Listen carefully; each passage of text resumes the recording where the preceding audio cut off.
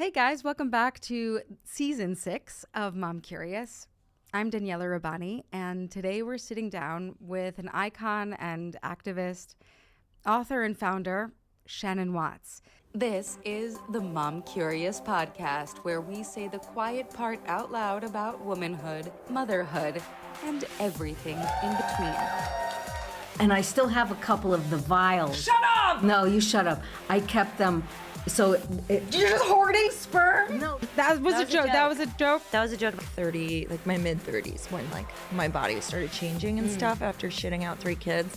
Stop taking advice from people on the internet, like myself included. And I didn't realize how heavy that would be, and that loving my children would not be enough to make me not a basket case. And that gave me the freedom to do something for myself. And it's an adventure that is not just all doom and gloom. You know better, and if you didn't, now you know. Okay, now for real, Shannon Watts. Welcome to Mom Curious. It's a total honor, thrill, pleasure to meet you sort of in person, sort of closer. I feel the same way. Thank you for having me. Thank you so much. I've been following you for the longest time. I've been so inspired by your work. Deeply, deeply grateful for Moms Demand Action. My God, I'm so sorry that we live in a world where we need Moms Demand Action so badly, and that, man, I'm so grateful that you took up the mantle to lead it up for the rest of us for so long. I love your book, Fired Up, and I'm excited to talk about it because I think, you know, your activism on the big stage is deeply inspiring, but this next chapter of your life is a sort of activism of self and of self-empowerment, which I think is really, really important. I mean, in this time and also in all times. So thank you for taking your time to be with us today. Oh, that's really kind. I'm grateful to be here. So I'm not sure that everyone knows your journey. It seems like you've been an activist all your life, but that's not actually true. Before Moms Demand Action, you were a VP and communications executive for Fortune 500 companies, and then a stay-at-home mother of 5. It's funny because I think a lot of people would be like, yeah, but people would probably be really, really excited to know about you being a VP and communications executive. But for me, I'm like, a stay-at-home mother of 5, that takes a lot of work. That takes a lot of balls, you know? Yeah. You know, I grew up thinking I was going to become an investigative journalist. And after I graduated from college, and this is part of the book, but I got married very young. Yeah. And had children right away, and realized, you know, that I was going to really have to put that idea of being a journalist aside and do something that made money. Right. And I went into public relations. I was specifically in crisis communications for a very long time. And I found myself in my mid-30s. I'd already had 3 kids, and I'd been married quite a while, and had this career, and found myself in the emergency room because I had eczema just like all over my body, and nothing would cure it. And I know eczema doesn't sound that serious, but when it's everywhere, like, you can't focus and concentrate, and it's difficult to sleep and parent. And so it just got so out of control. I was in the emergency room, and this doctor was so kind, and he kind of said, you know, how much stress are you under? Right. And I just joked, how much time do you have? And he wouldn't let up, like he just was doing this mind meld with me. And I had a mini breakdown in his office and realized I was really at a crossroads in my life where I'd made a lot of decisions that were not making me happy or feel fulfilled. I was in a career I didn't love. I was in a marriage that wasn't working. I was overwhelmed. And it was really then that I started looking at my life and asking myself, what do I want? And extricating myself from the things that I didn't, which is not easy, and moving toward the things that I did want. And that's really how I ended up remarrying, and my husband had 2 of his own children. And I just sort of took a break from everything and decided to stay home for 5 years with all 5 kids. And, you know, that was actually much harder than working. Yeah, and it's important work. You know, I would think that being on a national stage, really advocating for the safety of our children, you know, against essentially the government, would be way more stressful than being in a marriage you didn't like, or being in a career you didn't like. But isn't that incredible that the body does not lie, that authenticity in and of itself, that really being honest is, or being dishonest to yourself, can be that distressing to the system? Like, what happened to your eczema after you left that marriage, ended up changing your whole life? It completely went away and never returned. No. And never returned. The thesis of my book is really that men are taught to fulfill their desires and women are taught to fulfill their obligations. And our lives get so overburdened with shoulds, right? We should take on all the caregiving. We should take on all the housework. We should be ambitious. We should be a size 4. Like, all of these things that we're told we should do. And we start to believe those are our desires, right? And look, women don't do that because we're weak. It's because we're wise. We see all the obstacles set in front of us, and we realize it's just much better and easier to do what is expected of us. And my premise is, like, how do we get women to ask themselves, what do I want? And the reason we don't live that way is because if women woke up every day and asked themselves, what do I want? Institutions would topple, governments would fail, family systems would fall apart. But it's not how men live. They, you know, even my own husband, right? He very much prioritizes his passions and his desires in his life. And when you're living that way, you are more regulated and you are more fulfilled, and your mind and body aren't revolting against you. And even though I was so busy as a stay-at-home mom, and even though eventually as the founder of Moms Demand Action, I was busier than I'd ever been in my life, because I was doing what lit me up instead of, you know, all of this time I'd been told to lean in, I was fulfilled. And that is incredibly rewarding, and it's a totally different way to live. And it's healthier. I was shocked to hear that you struggle, I would say presently, struggled and currently struggle with severe ADHD, as I do. I think a lot of people are confused by that. Even me. I was diagnosed with ADHD when I was, you know, a little girl in the 90s, which is actually quite rare. And when I hear a woman like you, who is powerful, who is successful, who is really looked up to, I would never think that you struggle with ADHD, but I think that neurodivergence, by the way, probably leads to a lot of genius.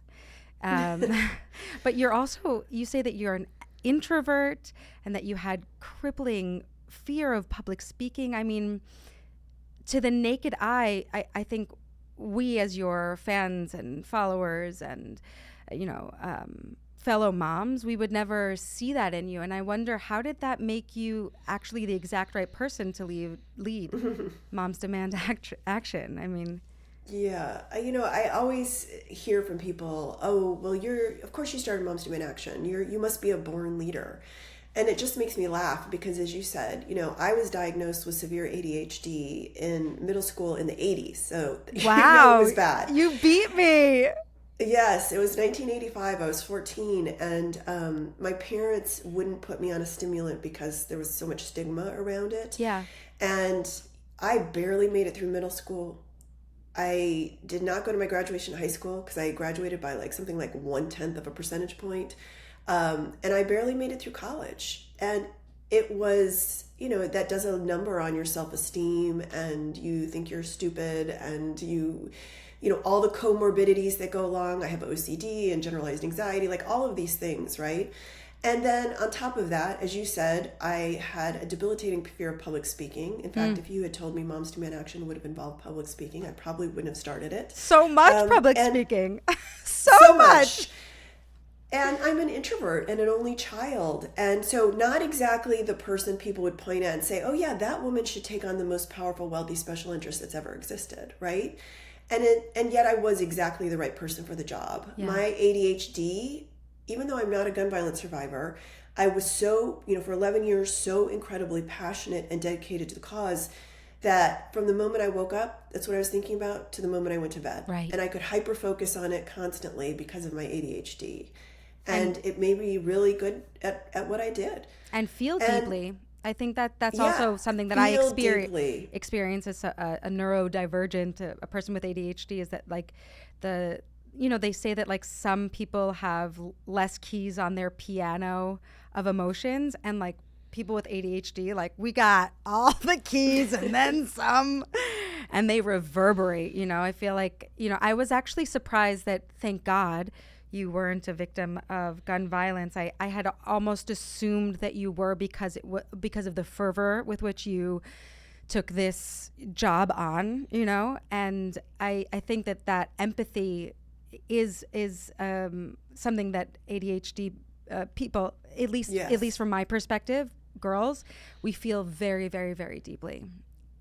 Yes, and that was, when the shooting at Sandy Hook School happened in 2012, the first thought I had was, we need a Mothers Against Drunk Driving for gun safety. Because, as a teenager growing up in the 80s, MAD had such an influence on the culture and the laws in this country, and did so much amazing work in under a decade. And, they didn't even have social media or iPhones. I have no idea how they accomplished all they did, but I think that speaks to the power of women. Yeah. And I think women are really the secret sauce of organizing. I mean, if you go all the way back to Prohibition, when men decided that abstaining from alcohol was a Christian value, and they could never really put that toothpaste back in the tube. And women have been on the front lines of activism, from civil rights all the way to the Flint, Michigan water crisis. And I think when this happened, it definitely, I felt so much empathy for this community, but also I felt so much anger. Right.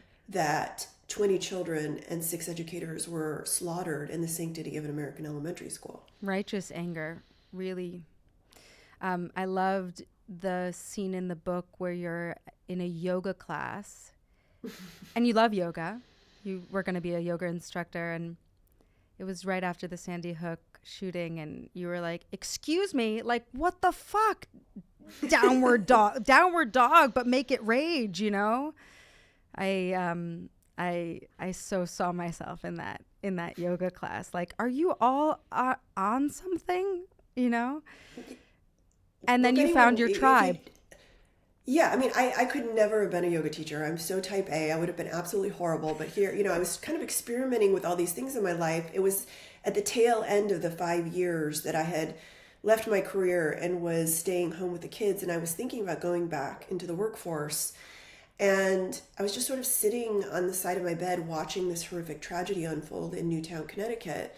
And the next day, as you said, I had to go to this yoga teacher training. I've been spending all this money and all this time doing this. And I couldn't believe 30 minutes in that no one had mentioned this horrific shooting tragedy that had just happened. Yeah. Here we all were supposed to be centered and, thinking about the world and empathy. And no one was talking about this horrific tragedy that had just happened. And I rolled up my mat and I left knowing that, I was never going to be able to take the final and take the test. And I went home and just opened my laptop and started Moms Demand Action as a Facebook page. And I had 75 Facebook friends at the time. I wasn't exactly a social media phenomenon, but these were my people, right? My 75 friends who were women and mothers who I knew were outraged like I was. And they shared my content with their friends and on and on. And it was one of the very first things to go viral on Facebook, and that was really how it came into being. It's incredible.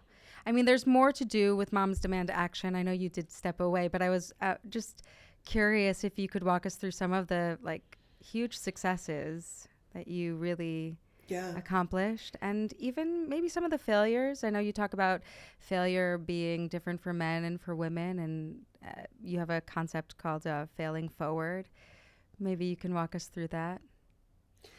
Yeah, I think people who aren't in the gun safety space always see this as such a polarizing or even hopeless issue, and nothing could be further from the truth. I'm so glad to hear it. Really, I'm really glad to hear it. lawmakers were waiting for was for a grassroots army to come along and show them their support, just like the gun lobby had been doing for so long. I mean, think back to 2012. About a quarter of all Democrats in Congress back then had an A rating from the NRA. Today, none do. And the reason they relinquished those A's was because they finally had women who, we are the majority of the voting public, saying to them, like, you have a choice. We can have your back or we can have your job. And they had never had that experience before. So they very quickly got rid of their A ratings, were proud of their F's, started supporting gun safety legislation. We passed over 500 gun laws in the decade I was there at all levels of government, including the first federal gun safety legislation in a generation to pass Congress and be signed by the president. We elected hundreds of our own volunteers to office, 3 members of Congress right now, and several governors started as Moms Demand Action volunteers. And, we changed the culture. Every single restaurant and retailer that allowed open carry stopped doing so under our watch. Wow. And there were just so many incredible successes, that happened because all of these women came together and volunteered out of the goodness of their heart to protect perfect strangers, families and communities that they'll never know. And, that's something I'm incredibly proud of. And you mentioned this idea of losing forward.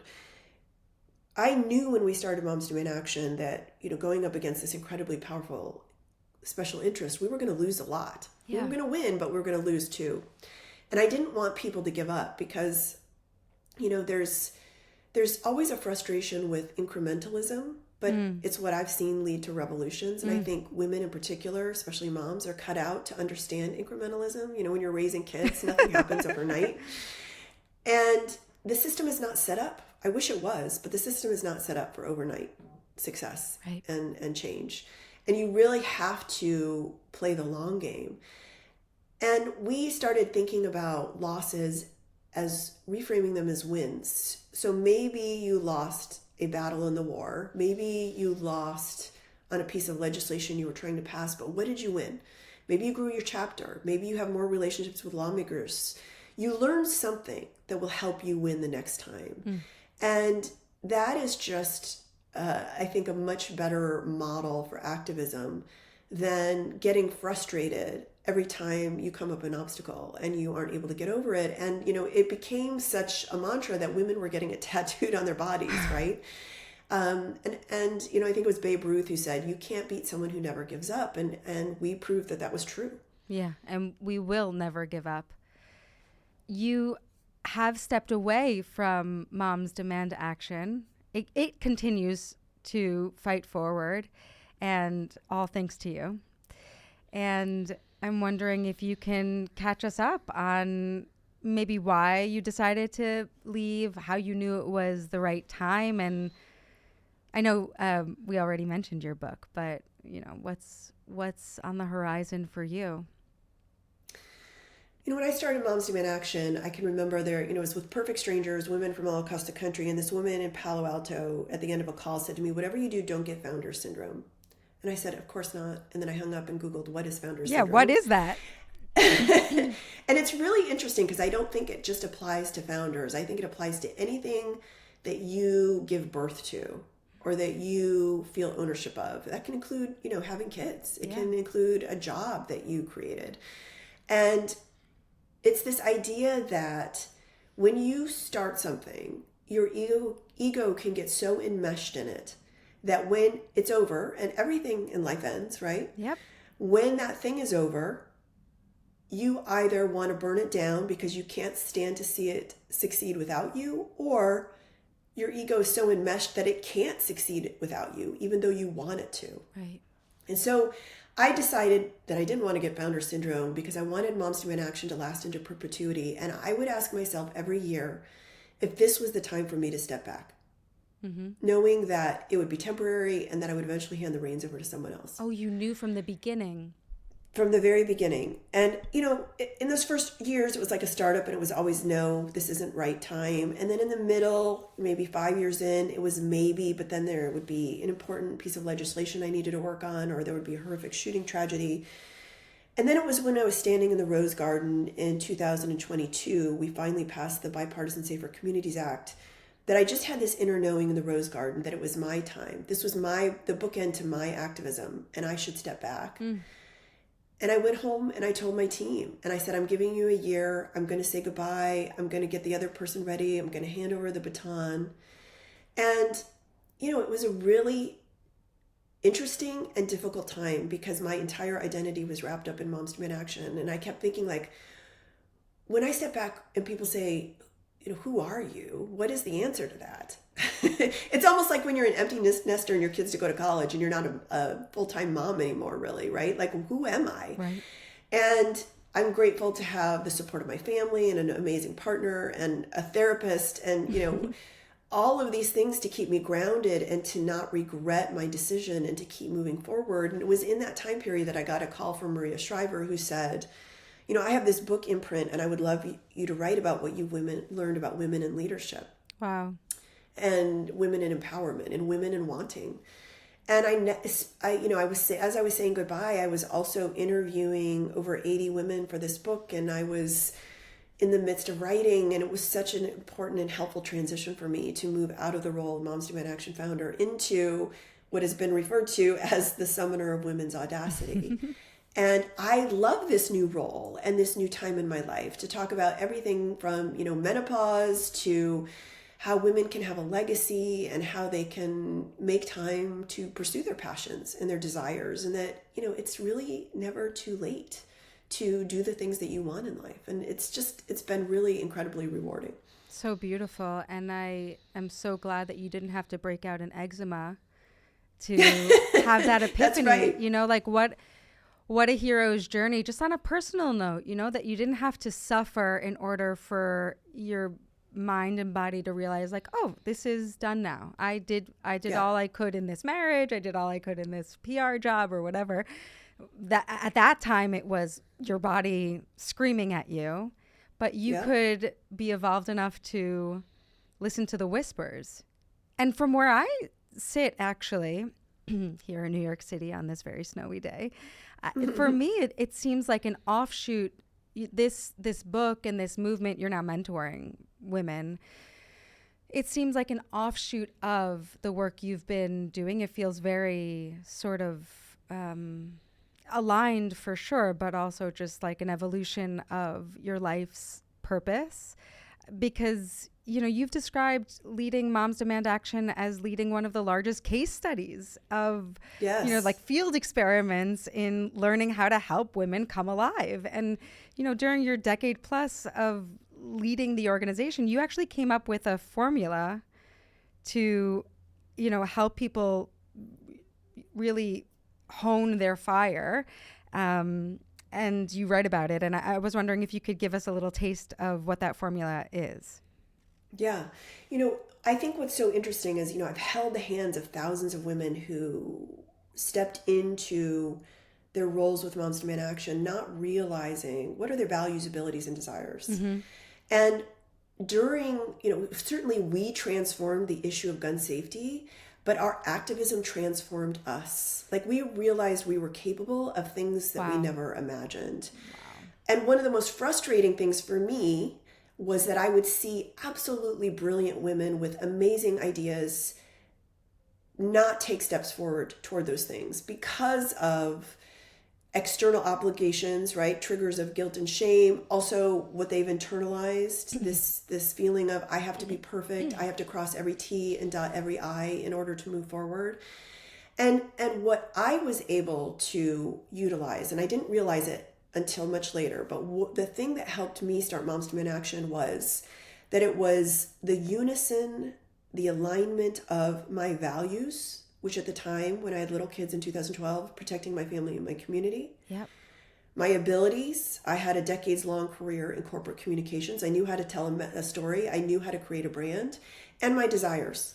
And at that time, my desire was to stand shoulder to shoulder with a badass army of women and to take on the gun lobby, right? Values, abilities, and desires. And then I saw other women do it over and over again. It's a practice. And sometimes you'll start small fires, sometimes you'll start big fires. And it doesn't have to be big, like starting an organization. It can be as simple or significant as having a difficult conversation that you wanted to have, or leaving a relationship that no longer suits you, or asking for a promotion, right? Everything in life is, if it feels like alchemy, if it feels like magic, it's because you have finally brought together your values, abilities, and desires. And what I help women do is to figure out what those things are. We don't spend a lot of time. There's thousands of values and they change throughout our lives. What are they in this moment? What are my abilities? Women downplay those so much. I mean, did you throw a kick-ass birthday party for your kid? You have an incredible executive functioning, right? I can't do that. No, I mean, it's hard.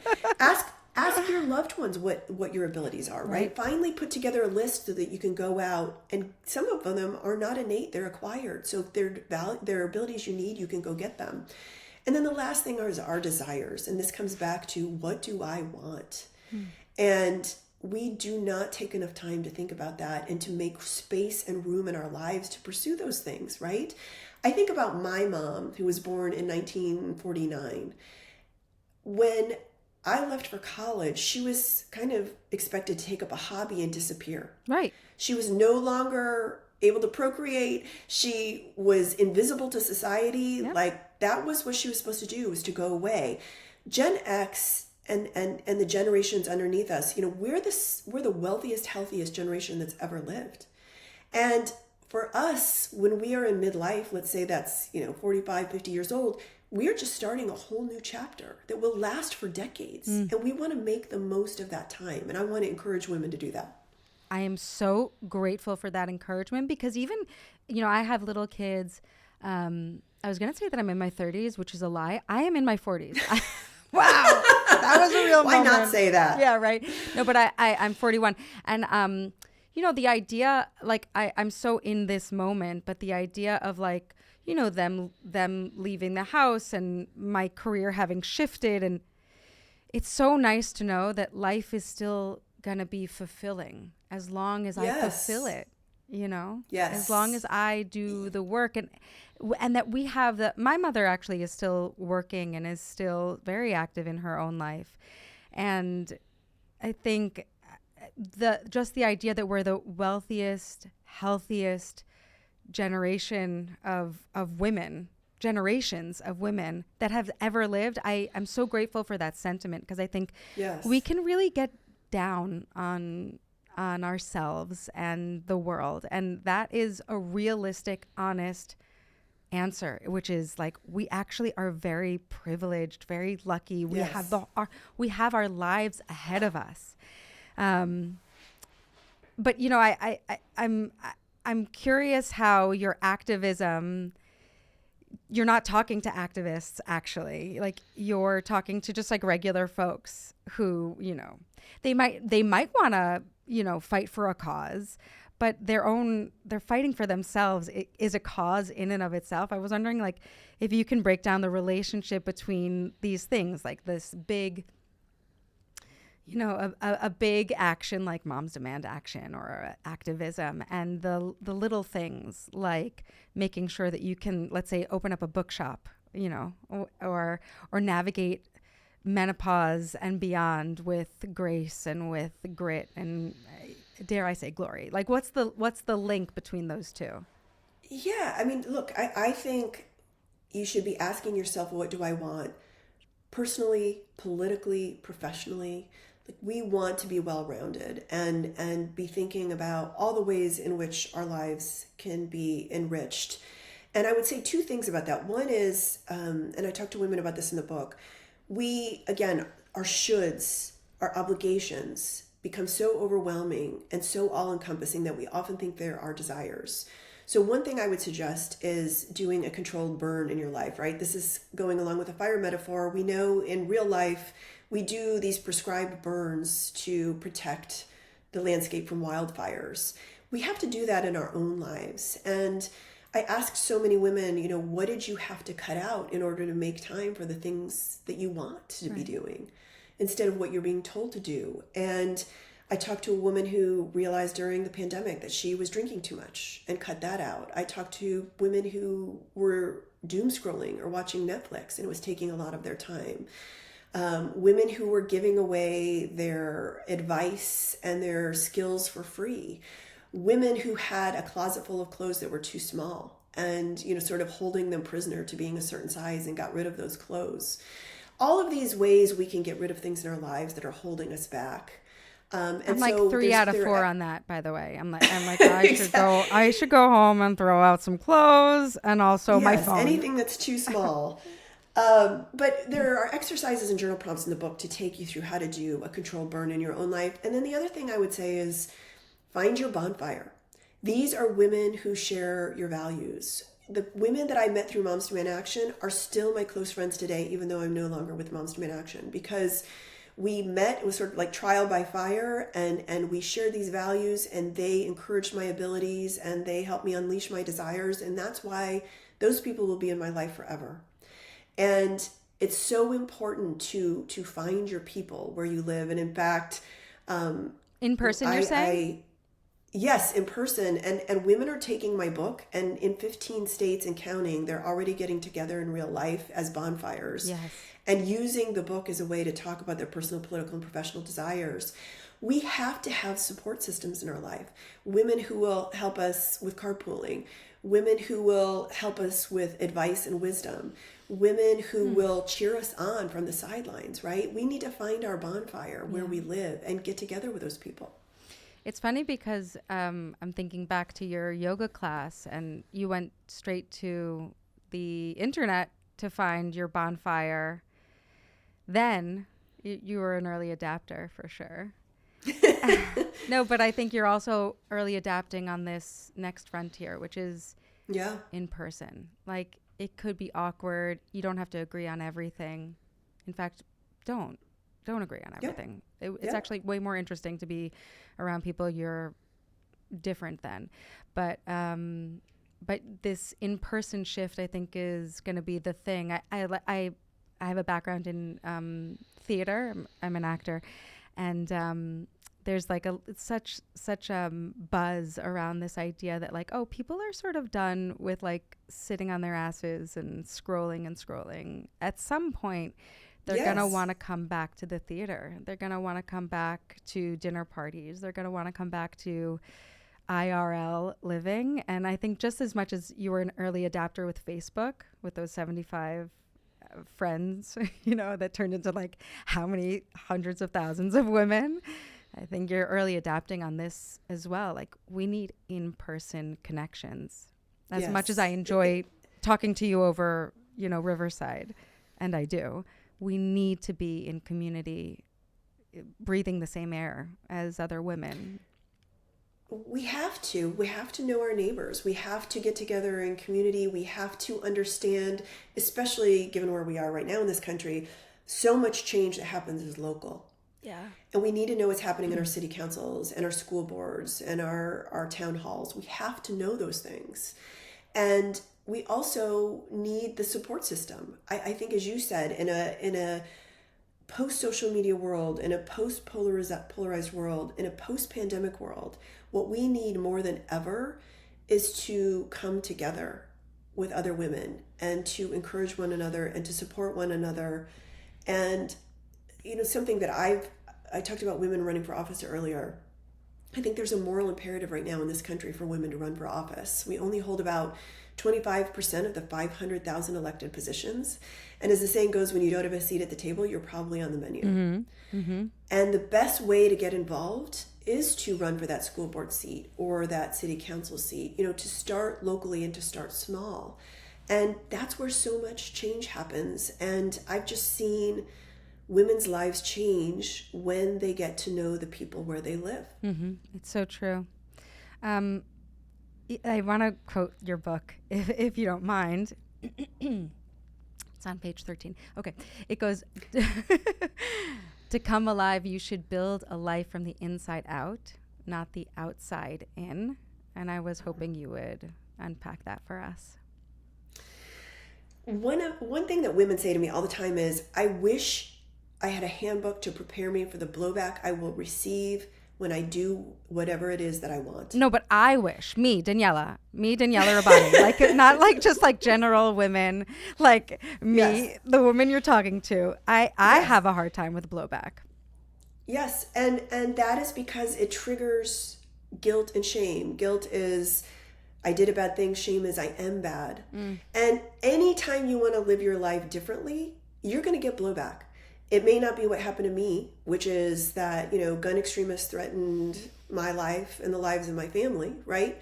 And showed up at my house and my book events and went after me online and in real life. Shannon, that's so hopefully scary. won't happen. How did you deal with that? It was very scary. I mean, at some point you just make a decision, am I going to back down or double down? And I just happened to be like a gremlin that you feed after midnight, and I definitely doubled down. But you are going to get blowback, and it might not be what happened to me. It might be a snarky comment from your mother-in-law or someone in your kid's pickup line at school, right? But women are so programmed to see any kind of blowback, feedback, criticism as a message that you should stop or back down or turn back. And that is defeating, right? We cannot live a life on fire. I think that your ability to live on fire is directly proportional to how much blowback you can withstand. Right. And I also want to say, like, women, I call it the double bind of fucks giving. Like, we're supposed to give all the fucks about our families and our communities and the world, and we're also supposed to give zero fucks about what people think and say about us. And I have no solution for this other than to tell you that you will be expected to be both hard and soft in the world, and that it is difficult.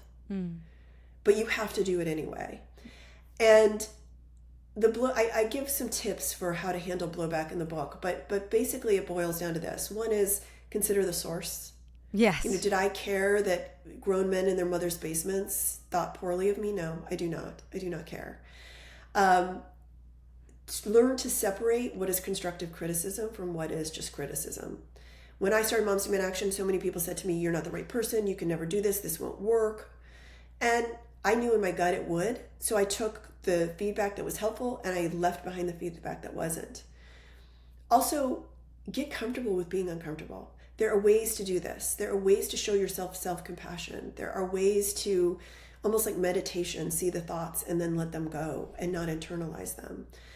And there's so many exercises and practices in the book around this. But I do think that part of what you're talking about is really how much blowback can I withstand and keep moving forward. And men just don't have the same triggers that women have. They've not been socialized to feel that blowback is a fatal wound.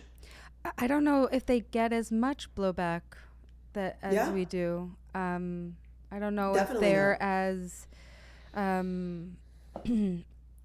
I think when a man sees, I'm talking about online. I've received quite a lot of bullying online, death threats and the like, and it really does scare me.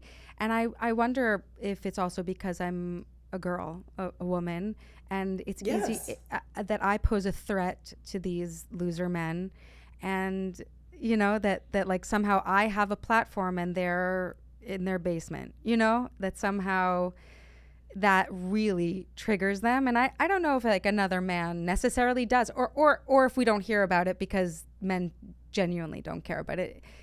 I think also women are primed to want to be liked. I think we believe that our 1,000%. survival is on the line if we're not liked. And I really appreciate that. I love the journal prompts that you give in the book, which are essentially like a writing meditation. You talk a lot about writing and how that's helped you. Maybe you can unpack that for us a little bit, but I think you're offering us the space, the literal space on the page to at least write it out. Like, wait, this random bot is telling me to off myself. Like, why should I care? To at least question that reality, After my trip to the emergency room, when I got home, I was, realizing I was at this crossroads and not really sure what to do. I could not afford a therapist at the time. I obviously could not confide in my husband because our marriage was part of my problem. And I had this journal that someone had given me that I had just stuffed in my bedside table. And I began writing. I mentioned that I wanted to be a journalist. Writing has always been really important to me. And what I ended up doing was sort of writing this blueprint for the way that I wanted to move forward and live my life. And it was so incredibly powerful. And there's actually data that backs this up. When you write things down, and I don't mean just like woo-woo manifesting. I mean like putting it on the page is almost akin to saying it out loud. And just making it more concrete and real and actionable. And so writing and journaling, I know sometimes it sounds sort of hackneyed, but it is an incredibly important tool to figure out where you are and where you want to go. And it was really what saved me and took my life in a new direction.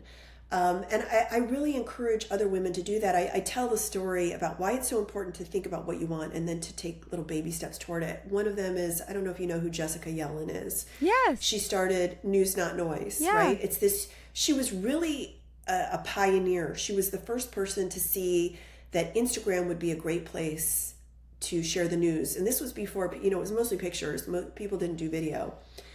And she had a team and she was thinking about it and talking about it and imagining it and not doing it because she thought, like so many women, what if I fail? It'll be embarrassing. It'll be shameful. It'll be all of these things that she had decided it would be. She just couldn't take that step forward. So one day an assistant came over to her house that was helping her and said, I'm not leaving here until you make and post a video.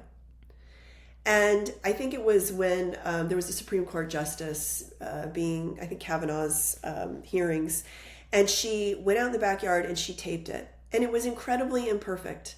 In fact, people thought she was in Cuba because she had a bunch of palm trees behind her. Like they were like, "What? Why are you outside? What are you doing?" But she posted it. And even though she ended up deleting it, it was that first step forward. And it's what she ended up doing with News Not Noise, which now has millions of followers on all platforms. I love it. Yeah, she's great. And it was just that first step. And sometimes that's all it takes. And your journal can help you figure out what that step is. Shannon, you are like really giving me a lot of good coaching here. I'm like, is she talking straight to me? Yeah, you are talking straight to me, but you're also talking to all the moms. I'm so happy that we're doing this. Thank you so much. Anyway, I digress, but I needed to hear that. I used to do these the morning pages. I don't know if you know about The Artist's Way, but The Artist's Way recommends that you do 3 pages of free handwriting every morning. And every time I do it, my life is incrementally better. And then I fall off the wagon and then I come back and then, all that, or a gratitude list. Every single time I pick up my journal, my life and creativity is better. It just is better.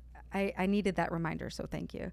I want to go back to a quote that actually you quoted, Professor Caitlin Collins. She says that guilt serves as a regulatory mechanism because it benefits men, employers, and the government for women to feel guilty. And then you continue by saying that you need to give all the fucks and you need to give 0 fucks, as we discussed, and the degree to which you can grow your fire is directly proportional to the amount of blowback you're willing and able to withstand. And I love that you talk about guilt in this way, because now that we are unpacking it, I do realize it's a tool for other people to keep me, Daniella, you, Shannon, you, Therese, small. And I'm sure it is the case on some level for men as well. Like I don't think the men benefit from the patriarchy either, but speaking as a woman for women with women, I think like we have to understand that we are part of a system that sort of keeps us small by using these mechanisms, the guilt, the mom guilt, the mom guilt. how do we throw that away? How do we come alive? I mean, and I know it's hard, I know, but how do we encourage anyone listening to just toss that in the trash? Oh, I'm so glad you brought up mom guilt. So as I mentioned, I interviewed almost 80 women for this book. You know, very famous women, everyone from Maria Shriver to Mika Brzezinski to women, you know, everyday women who are stay-at-home moms or have a job or are in school. And I asked them all, I don't know why I threw this question in, but I'm so glad I did. I asked them all, what are you worried your deathbed regret will be? Mm-hmm. And I thought all of them would say the most common deathbed regret in the world, which is, I did not live a life that was true to me. That's why I talk about legacy so much. But they didn't say that. Do you know what almost every single one of them said? No. That I will pursue what I want at the expense of my children. Oh, no, no, no, no. Almost every single one said that. And that's so fascinating to me. And I interview a child psychologist in the book who says, you know, it's such wrong-headed thinking because, you know, kids need you to have other interests in your life. Otherwise, it is an incredible amount of pressure on them to live up to your expectations and to be your everything. And it's also harder on you when they leave for school because they need their own lives too, right? And it also takes away from your ability to figure out who you are and what you want with the next chapter of your life when they're gone. I am on the other end of that now. I'm 55 years old. My youngest is 25. Wow. All all five of them out the house. All five productive human beings. And not congratulations, one of them says to Mommy. me, you know, Mom, when you know, back in 2005, I can't believe you didn't go to such and such soccer game. Or I can't believe you didn't go to the 5th showing of my play Cinderella, right? Because I was on the road a lot with Moms Demand Action. Right. What they all say is, thank you for setting an example and showing me that I should do what I want to. Mm-hmm. And I really think that's important for us as women and mothers to remember that yes, we are moms, but we're also human beings who deserve to get to the end of their life and feel like they lived a life that was true to them. And that only happens is if we explore what we want outside of childhood. And there's another story from the book. There's a woman named Stephanie Baker who was such a, you know, like such a type A busy mom. She made homemade chapstick and cheese sticks. Like she was all in on this, right? And it was taking up every moment of her time. Did she like and it? During the not really. Oh no. And she thought it was what she should do. And then during the pandemic, her kids were like, Mom, we don't want to do anything. We're perfectly happy being at home because they had been doing all these extracurricular things. She was putting pressure on them to go do stuff. And it showed her that rest and relaxation was something that she could indulge into if her kids could. And she put all those things aside. And when she stopped making homemade chapstick and cheese sticks, she was able to pursue the things that she wanted to do. And she ended up running an organization that helps women run for office in the state of Arkansas because her kids set that example for her. You know, I look at some of these stay-at-home moms or even trad wives, and I think, like, first of all, I know that there are many who are living their dharma. You know, they want to be doing that. I know my sister was really grateful to be with her children, and I'm so happy for every mother who has that choice and can take that choice. And I look at a mother who can make their own chapstick and I'm like, this person's really creative. Like they're creative. Like they can like do stuff. Like I have no abilities in this area. And I'm like, what will they do? Could they do outside the home? If you could make chapstick, like I'm genuinely impressed. I appreciate that so much. I think it's something that we need to practice. I think that's probably also why writing is so important. It's because it's a practice. And we have to practice thinking this way because it's not in the zeitgeist yet. Maybe it will be. Look at you early adapting with Facebook and in real in real life communities and all of that. I mean, you really are an early adapter. I'm poking fun, but I'm being for real. Like we have to make it the zeitgeist, and that's a practice. Yep. We have to do it together, and I'm wondering how do we you call it a bonfire, essentially a community of women, of like-minded women. We don't have to agree on everything as we discussed, but to agree on coming together and living lives fully alive. How do we find these women? How do we start? It's funny because when I stepped back from Moms Demand Action, I was 51, and I was listening to a podcast in the background while I was doing laundry, and the podcaster was like, if you don't have 5 friends you can call in the middle of the night for an emergency, you don't have enough friends. And I thought, oh, well, I have my kids. And he was like, except your family, that doesn't count. Like, right. What? Actually, your what friends is the point of having 5 kids? But he had a really important point, which is, as we get older, it is harder to keep close friends. Especially, I find, when your kids age out of like middle school or high school, you don't have that same connection with that community of parents. And to just find friends, especially if you've moved around, is not easy. And I decided to make it a practice that I would go out and read about how to make friends, and that I would practice what I learned and create those 5 friends that I could call an emergency. And I spent years doing that. And I maybe not have 5, but I have maybe 3 now of those friends who I vacation with and I feel are very close. So I think it's 2 things. One is find your people, because when you do things where you have shared values, abilities, and desires, the FIRE formula, you will meet those people. It will just be a byproduct of following the formula, whether it's volunteering, whether it's, personal, political, professional, whatever it is. But the other piece of it is, I do think that getting together in person helps us find those close friends, helps us find those real life people that we can call when we need them. Well, we can't call you direct, but you do have a membership, don't you? A sort of container. Firestarter University. So we started it. We're in our first inaugural session right now. People who pre-ordered my latest book were automatically enrolled. There's like 1,000 women, and it's been a blast. I think we're like 6 or 7 months in, and it's been really, really interesting and fun.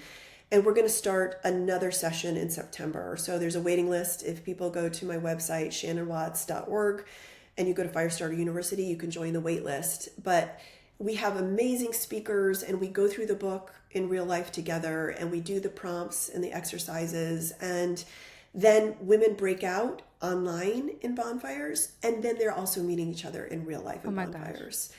And it's just been transformative. It's incredible. So how do we keep in touch with you? I recommend everybody pick up the book. That's just my little plug. But besides picking up the book, and by the way, I actually read it I didn't read it. I listened to it on Audible. You were a great narrator, by the way. I used to do audiobooks like as an actor, and I'm like, it is hard. It's actually hard. It's actually hard. It's so hard. Yeah. And I know that a lot of authors like struggle with it, because it's like, you're like, I didn't realize it would take so many hours. You did a great job. Thank you. Yeah. So I recommend that. But how else can we keep in touch with you? I'm on pretty much every single social media platform, from Substack to Instagram, even Twitter, at Shannon R. Watts. And you can find me there, find my writings, find my posts, and interact with me. I just wanted to say it like from my heart. Thank you so much for keeping our kids safe, and for making sure that women are lit up from the inside out. It really means the world to me. Thank you. Yeah. Thank you so much for having me. This has been a Hoff Studios production. Executive producer, Laura Lucetti. Also, if you like the show, please send it to a friend and leave a review, because we are in this together. Mwah!